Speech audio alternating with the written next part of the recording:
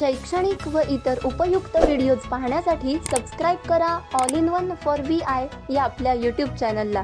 तसेच बेल आयकॉनला देखील क्लिक करायला विसरू नका, जेणेकरून नवीन व्हिडिओजचे नोटिफिकेशन्स हे आपल्याला सर्वात प्रथम प्राप्त होतील. व्हिडिओ आवडल्यास व्हिडिओला लाईक व आपल्या मित्रमैत्रिणींसोबत आणि नातेवाईकांसोबत शेअर करायला सुद्धा विसरू नका. सस्नेह प्रेमपूर्वक नमस्कार बंधू भगिनींनो. All in one for VI या आपल्या लाडक्या लोकप्रिय शैक्षणिक व्हॉट्सअप समूह आणि यूट्यूब चॅनलसाठी गणिताच्या सत्रात मी मुख्य प्रशासक संजय पाटील आपले हार्दिक स्वागत करतो. बंधू भगिनींनो, आपण आता बँक्स व्यवहाराकडे थोडं वळूया. बघा, बँका आपल्याला कर्ज देते, ते कर्ज जे आपल्याला देते त्याच्यावर बँक काही व्याज आकारते, तर त्याला सरळ व्याज असे म्हणतात. आणि जी बँक मूळ कर्ज देते त्याला मुद्दल असे म्हणतात. आणि जे व्याज आकारलं जातं ते दसा दशे म्हणजे दर साल दर शेकडा द पूर्णविराम सा पूर्णविराम द पूर्णविराम श शाळेचा एडक्याचा शे पूर्णविराम दसा दशे म्हणजे दर साल दर शेकडा म्हणजे 100 रुपयावरच ते व्याज एका वर्षासाठी वापरलं जात असतं. बँक आपल्याला कर्ज देते आणि त्याच्यावर काही व्याज आकारते. आणि आपण कधी कधी अल्प बचत किंवा दीर्घ मुदतीच्या बचती करतो, त्याच्यावर बँक आणि टपाल खाते आपल्याला व्याज देत असते, ते पण दसा दशे या पद्धतीनेच असतं. उदाहरणार्थ, आपण पोस्टात PM किसान योजना असेल किंवा म्युच्युअल फंडातल्या वेगवेगळ्या अल्प बचतीच्या योजना असतील, कन्या सुरक्षा योजना असेल, याच्यावर सरकार आपल्याला आपल्या मूळ ठेवीवर काही व्याज देत असते.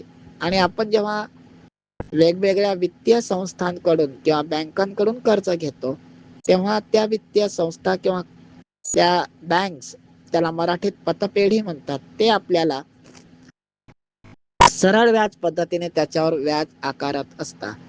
आता सरळ व्याज काढायचं सूत्र आहे स बरोबर म गुणिले द गुणिले क छेद 100. स म्हणजे सरळ व्याज, सरळ व्याज बरोबर म म्हणजे मुद्दल गुणिले द म्हणजे दर गुणिले क छेद 100. क म्हणजे कालावधी छेद 100. आता एक उदाहरण आपण बघूया. एका व्यक्तीने स्टेट बँक ऑफ इंडिया कडून दसा दसे म्हणजे दर साल दर शेकडा 3 रुपये दराने 15,000 रुपये कर्ज घेतले. ते कर्ज 5 वर्षांसाठी त्याने घेतले, तर 5 वर्षांनी त्याने किती व्याज त्या बँकेला फेडलं असेल? अगोदर आपल्याला सूत्र टाकावं लागतं स बरोबर म गुणिले द गुणिले क छेद 100 म्हणजेच मुद्दल गुणिले दर गुणिले कालावधी छेद 100. आता बघूया, आपली मुद्दल आहे 15,000. 15,000 गुणिले दर, दर आपला दसा दशे 3 रुपये आहे, आणि गुणिले क छेद 100 म्हणजे कालावधी छेद 100. तर 15,000 गुणिले 3 असं न करता 15,000वरचे एकक दशकातले शून्य उडवायचे. 150 गुणिले 3 बरोबर 450. म्हणजेच 15,000 रुपयांवर एका वर्षाकरता त्याला 450 रुपये व्याज द्यावं लागतं. पण तो कर्ज 5 वर्षांसाठी घेतोय, म्हणून त्याला 450 गुणिले 5. आता गुणाकार सोपा आहे. 5 शून्य शून्य, 5 5 2505, एककात शून्य, दशकात 5, हजाला 2. आता 450च्या शतकाला 5ने गुणलं, 5 चौक 20, 20 आणि 2 22, म्हणजे शतकात 2, हजारात 2, 2,250 रुपये. 5 वर्षांनी तो 2,250 रुपये इतकी रक्कम व्याज म्हणून फेडणार आहे. पण त्याला मुद्दल आणि व्याज दोन्ही मिळून फेडावं लागतं. मुद्दल त्याची 15,000 आहे, त्याला 5 वर्षांनी 2,250 रुपये व्याज लागतंय, म्हणून मुद्दल अधिक व्याज बरोबर रास.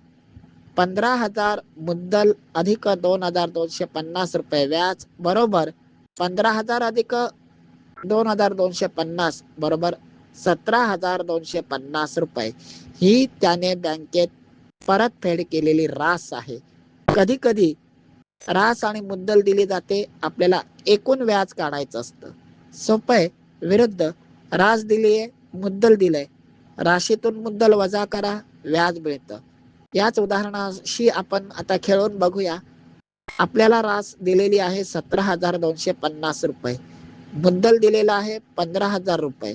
म्हणून राशीतून मुद्दल वजा करायची आहे. 17,250 रास वजा 15,000 मुद्दल बरोबर 2,250 रुपये व्याज.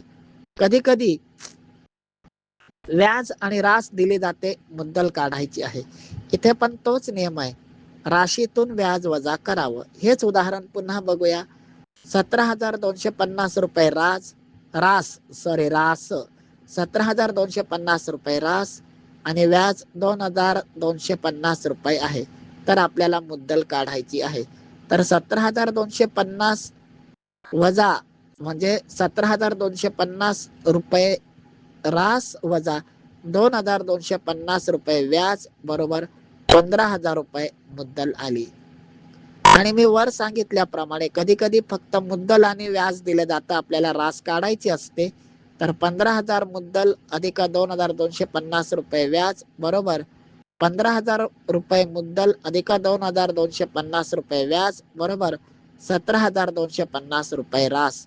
म्हणजे याच एका उदाहरणावरून आपण सरळ व्याज कसं काढावं आणि मुद्दल म्हणजे काय, व्याज म्हणजे काय, रास म्हणजे काय आणि तीन पैकी म्हणजे मुद्दल, व्याज आणि रास पैकी दोन गोष्टी दिल्या असतील, दोन बाबी दिल्या असेल तर तिसरी बाब कशी काढावी हे पण मी आपल्याला या एका उदाहरणावरून सांगितलेलं आहे. आपल्याला याच्यात अजून काही अडचणी आल्यास, अजून काही उदाहरणे हवी असल्यास मला सांगा, मी त्या परीने आपल्याला मदत करेल आणि या बाबतीतली अधिक माहिती अधिक विस्ताराने आपण चर्चा पुढील व्याख्यानात करू.